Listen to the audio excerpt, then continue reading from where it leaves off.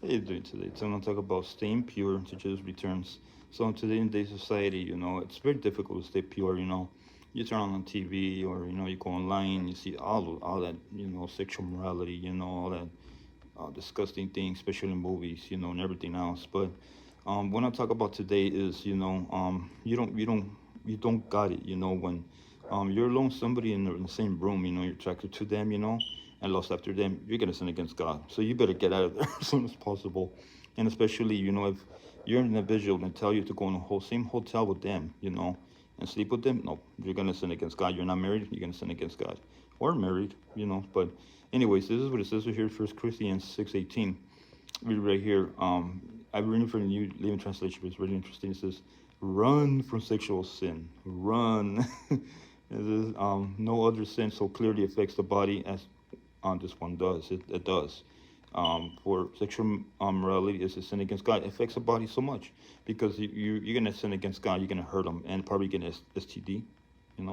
But anyways, um, don't stay in the same room with the person.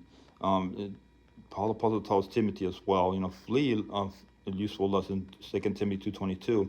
And God is God's you know will for us to stay holy and pure until Jesus returns. And we read that in First Thessalonians chapter 4. So think about that today. But don't never say, "I got this." I'm strong. I'm strong on this, and then no, you're gonna fall into sin. You're gonna sin against God, especially if you're a young person watching this right now.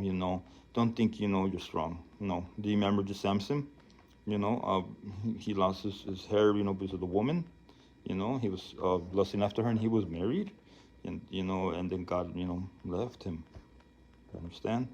But anyways, it reminds me of the Potiphar, of Joseph and the Potiphar's wife, and the Old Testament, Genesis 39. We read right there. Yeah, he did his task. Joseph. The Potiphar told him, "You're gonna do this and this and that. You're gonna rule over this. Rule over my house. And you're gonna be responsible for the task and everything." And he did during day and night. But the Potiphar's daughter was there in her house. She always was there, and probably just checking him out and everything, seeing he was handsome and everything, probably showing his muscles.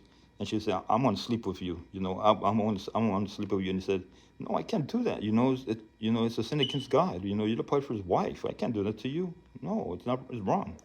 And then until one day she got him by the clothing and said, "Sleep with me." And then he ran out of the house. So I use that as a principle is to never be alone with an individual that is going to feed your lust, and you're going to sin against God and hurt his heart.